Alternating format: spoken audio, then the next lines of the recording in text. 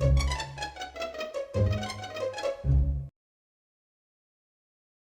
this review is going to be on the film Grimcutty. So this film is about pretty outrageously dramatic parents who are so scared of their children being influenced by this internet challenge that they basically end up bringing this thing to life. Cuz I don't know, I guess it's the world just allows it and they're magical parents. I don't know, but that's just what happens. I do believe that this film was heavily based off of the whole internet thing that happened with that character Momo. If you're not familiar with Momo, it was basically a huge story that was going around. Somebody was hacking, like, I guess, messages or sending messages to younger children, small children, and targeting them. And it would be this scary image of a weird looking doll thing that looked like lethargic and really creepy eyes or whatever. Basically, this thing was telling the kids to hurt themselves, or they would go out and kill their families, whatever. I'm pretty sure this film is very heavily influenced, if not directly based off that, because I mean the comparisons are pretty much spot on. There's a lot of excuse her. So the film opens up with a mother and child. The mother puts the child to bed and then she proceeds to start looking up online and looking at things that are making her worry. She starts to see the whole story of Grimcutty, and next thing you know, the child has an eerie feeling, gets up from bed, and all of a sudden sees a weird figure, a figure that he's seen before, prompts him to grab a knife. Next thing you know, he stabs his mother. So then the film opens up on a young girl doing ASMR. If you're not familiar with ASMR, it's basically when people make noises, sound effects, and it's supposed to bring about calmness, something to that effect. Also, the girl does a lot of whispering in the film. Well, at least when she starts out, she's doing whispering and things like that. She has a YouTube channel. Her YouTube channel is not going where she would like, probably like a lot of people out there. So she's kind of depressed and down or whatever, but move on. So finally, this whole Grimcutty thing comes about, and her parents pretty much go on this huge alert and trying to basically protect these children at any cost. From this internet threat. She has a younger brother who doesn't really seem like he's too involved in the film, and then slowly along the lines kind of gets involved as a last minute thought because the film needs him to be useful, so that's when he gets thrown in. I feel like the idea of the film was very interesting, and it was definitely something that I could have enjoyed more if it had been executed good, but it just wasn't. The characters were all over the place. The acting was questionable, and then the overall look of the creature was also comical, humorous. Like, he's creepy when you see him in a picture, but then when he was walking, it was kind of funny. It was almost like a stick figure holding a knife. And then when they got closer to it, it just looked very comical. It kind of looked like you were watching an older film. The chilling look that you would have expected, or the chilling feel that they were trying to maybe get from you, you're not gonna get that.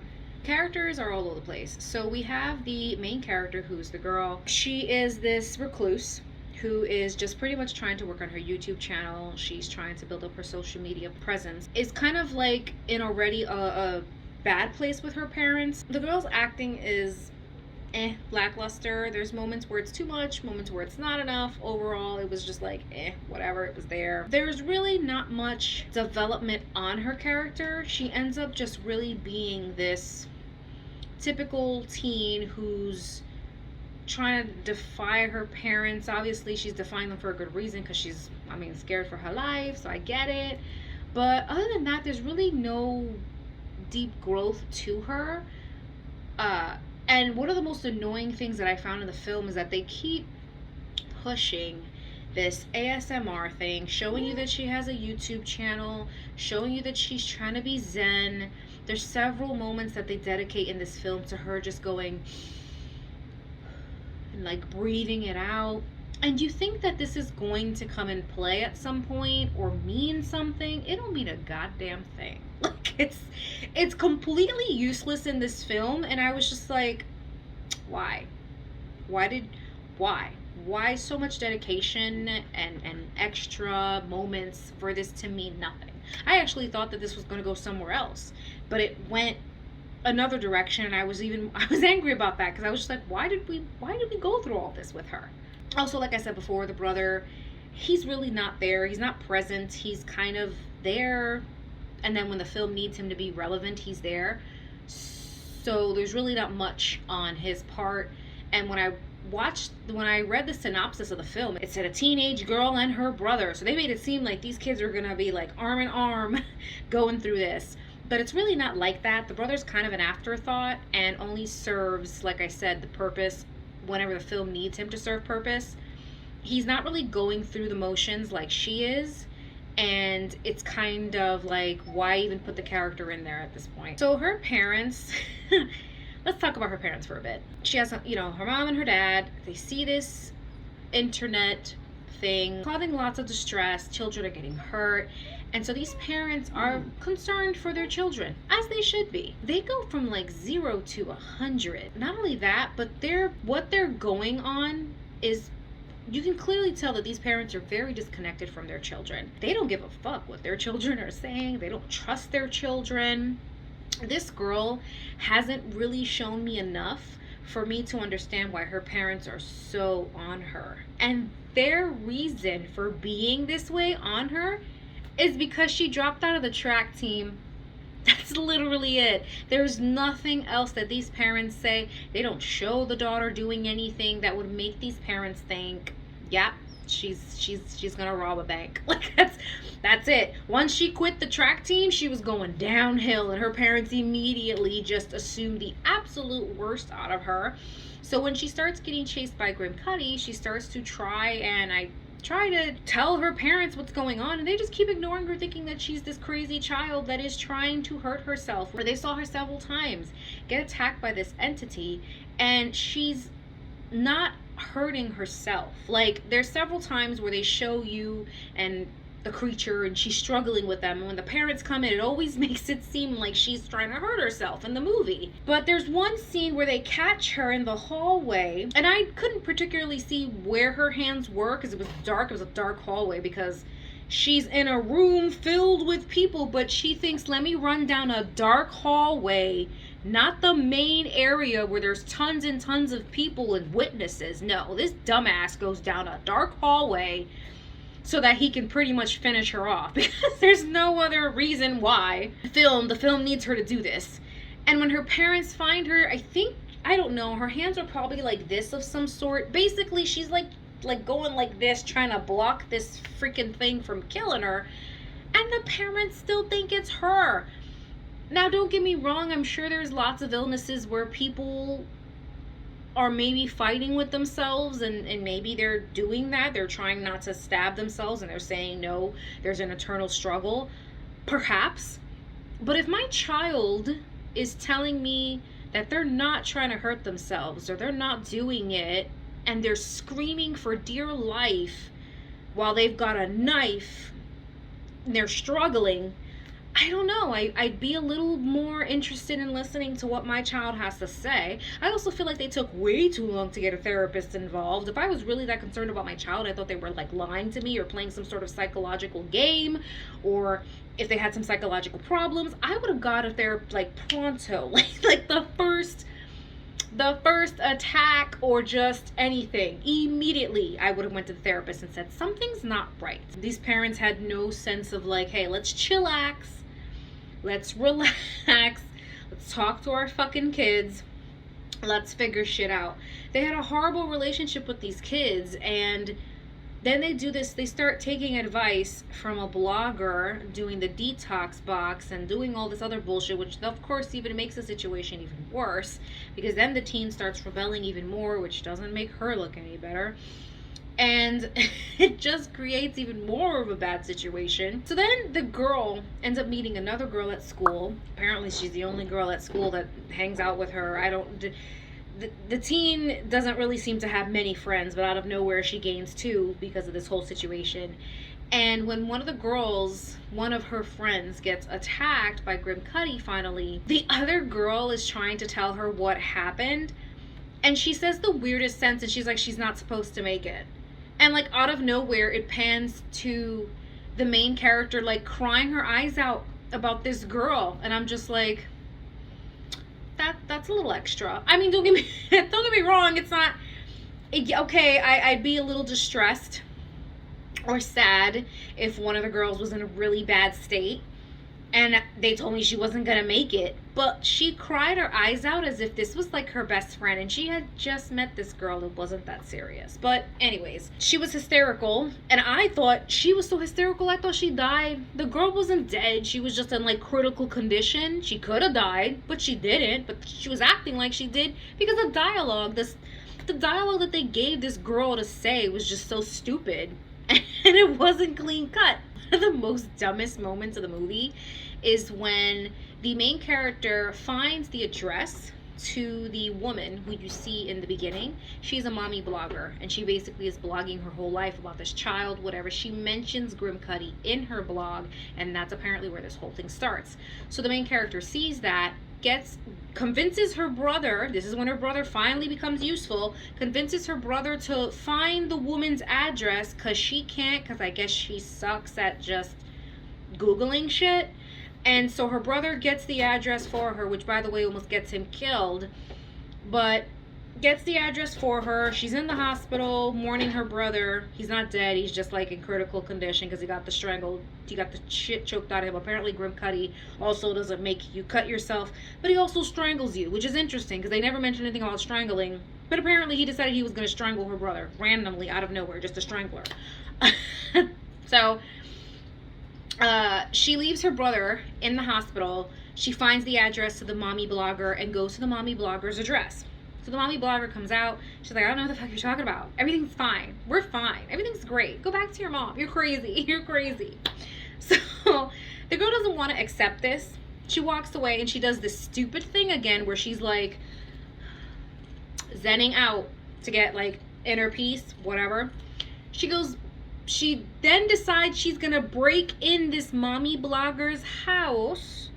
For what? I don't know. I don't know what she was looking for, but what she ends up finding is the poor child you see in the beginning who stabs this mom, the mommy blogger. He's like locked up in the fucking closet, dying, pretty much. The mommy blogger finds her, so she has a shotgun to her back, whatever. The girl's mom, because she's such an idiot, when she left the hospital, she never closes the laptop, so her mother finds the laptop open, easily sees the address and goes, oh, goddamn Asha, grabs her purse and proceeds to go to follow her daughter to find out where she is. Also, by the way, I think it was kind of funny. They took this kid's laptop, I'm assuming to figure out what happened or whatever, but I thought it was weird that the laptop was just sitting there easily accessible. Why wasn't it locked up? Why didn't the parents have it in their possession? They just left it out there for her to be able to use it. Her mother proceeds to show up to the mommy blogger's house.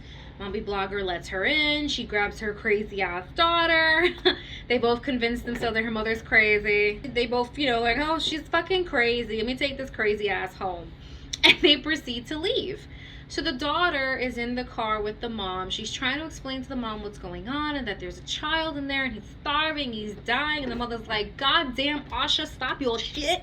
And then who shows up at Grimcutty? He's on the side like he's about to ask them for some spare change. The daughter loses her shit, the mom loses her shit, the mom loses her shit and then screams out and everything stops. So then all of a sudden the mom just tells her, hey, chill here. Gets out the car and then proceeds, by the way, she tells her mother, Mom, this woman has a fucking gun. She's crazy as shit. She has a child locked in the closet, all this crap, right? And her mother just, crazy, takes her to the car, ignores her. Then out of nowhere, gets out the car after she yells at her and tells her to stop her shit. Goes out the car, knocks on the door, and tells the mommy blogger, my daughter's many things, but a liar she's not. she approaches and confronts this woman who she just told you is crazy as fuck, has a shotgun, and she's trying to hide the fact that she has a sickly child in her closet.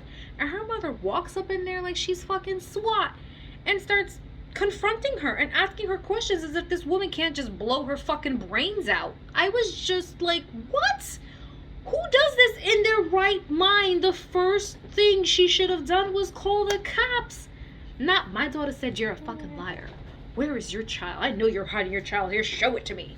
Just on authority. She thought she was gonna have this woman just completely give up this child on pure authority. It was outrageous. I've never seen something so stupid in a film. And I'm only explaining this entire part of this film I found to be so stupid, and that's the only reason why I'm explaining it in great detail. The scene just gets more and more stupid, and you're like, this is not real. This is not real.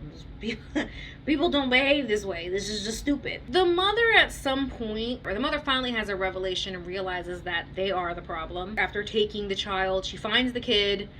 Mother gets stabbed by the kid, falls down the stairs, whatever. Main character and her mother grab the sickly child, bring him to the hospital, and it's at this point the mother finally realizes, oh, we're the problem, right? They go back to the father, and while his child is like fighting for his life in a coma, this father is on his laptop, on the kid's laptop, the son's, and he's just getting enraged, like watching, like looking at this kid's history, his lookup history. He looks like he's about to murder someone. He looks like somebody we should be worried about. So the kid finally wakes up, comes to, and the father's not even like phased, doesn't even care. It looks like he was about to choke the kid back out, and he just accuses him of just being horribly dangerous. And do you have any idea how much you could kill us all? You could have destroyed this family. Slams the laptop and tells him to get his shoes together, whatever. This kid just came out of a coma after getting strangled out, and you're telling him to put on his shoes and let's go, as if it was just a little scrape on his, like he was just there for a little bump on the head or something. It's crazy. He looked at that kid like the kid was planning to like blow up half the city. Like like his father found some major major evidence to prove that his son was like a terrorist. Like he just looked, it was just so over the top. So the father's trying to get this kid to hurry and put his shoes on. We're going home immediately, you piece of shit, and blah blah blah, whatever. Mother and daughter show up, and now the father becomes enemy number one. Like, forget Grimcutty. The father is like the main enemy now, the main source of course, Grimcutty's aggression. The mother goes to sort out things because she brings that child in, and the police officer's like, you gotta answer some questions, ma'am. But he's really mad at her too. You can't just walk away. I'm like, what do you, she brought a sickly child in and relax. So anyways, they're like, ma'am, you got questions to answer, whatever. She gives her husband a syringe and pretty much tells him, we're the problem. Here, take this, relax, everything will be fine. Just take it, trust me, and walks away.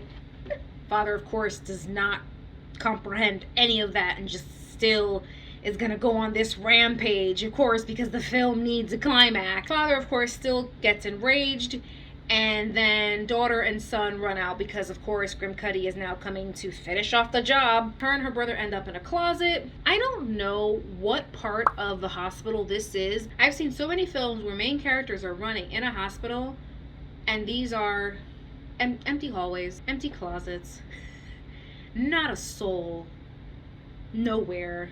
What hospital have you ever been in that's empty? And it was at night, but like, what time at night for it to be that quiet? It looked abandoned. It looked like it was just, like it wasn't a hospital. Like, it wasn't like it was an insane asylum or something. This was a general hospital, and it was completely empty, which of course was the perfect scene for Grimcutty to come running up the damn aisles trying to kill these poor kids. She goes ahead and decides that she's gonna go ahead and sacrifice her life. Goes ahead and tell the kid, this one's for you, kid. And she goes and says she's gonna go ahead and get the father's attention, so that the father will go ahead and basically chase her / soul Grimcutty chase her. Basically, this film ends with, she knew that Grimcutty was becoming alive because of her parents' hysteria. But she didn't say that at any point in time. She doesn't try to say that at any point in time. The mother doesn't explain this at any point in time. And so her father's just rampaging. She just make it seem like her father is like completely out of control. And at one point, she almost makes she sits there kind of looking at her brother like, I'm gonna have to kill our dad. Like, it was one of those was an option. Like, she was like hell bent on, I might have to kill our dad. I just might have to cut him off. There's nothing else that can be done. And the kid's like, you can't do that. What are you gonna do? You're just gonna do that? And she's like, well, what else we got? Conveniently enough, she runs outside trying to escape her father. Her father chases her. She does this stupid thing again where she just sends out.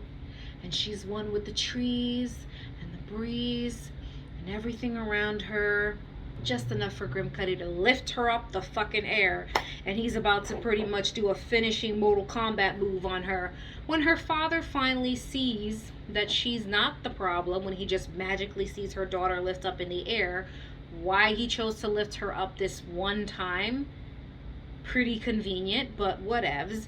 Her father sees it, and somehow he just knows that the syringe he's holding is the key to this girl's survival.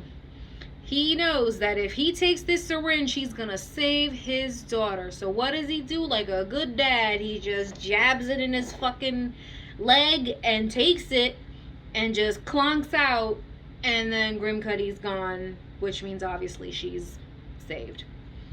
The film ends with her doing this stupid ASMR monologue of her talking about the after events of Grimcutty, how her parents are handling it, what she would do if it came back. She's answering questions that I guess her fans asked her, whatever. And she's answering them in a whisper, which is annoying. Also, the things she's saying is stupid too, because then she's like, you know, a lot of you are asking me, what are we gonna do if Grimcutty comes back, or can he come back? And you know, I would just say that you just have to relax. And you just have to, you know, keep a communication. She says something stupid, but basically along the lines of just live and let God. And it's like, what? You had a hunch. You proved your hunch. And rather than telling people, because if they think you're crazy, they think you're crazy. Whatevs. But you saw yourself that it works. So you can go ahead and just be like, you know what? I did it. It works. I'm going to go ahead and tell it. You don't want to follow it. That's fine. You die. But rather than telling people how she got rid of it or how they got rid of it or what to do and actually give good advice, she just sits there and pretty much says, yeah, let go. Let Jesus take the wheel. Just be zen and everything will be okay. Nice idea, but horrible execution. I'm going to give Grimcutty a 2 out of 5. Guys, thanks so much for watching this video. If you've seen Grimcutty, I would love to know what your thoughts are. Leave me some comments down below, and thank you so much. I will see you guys in the next one. See ya!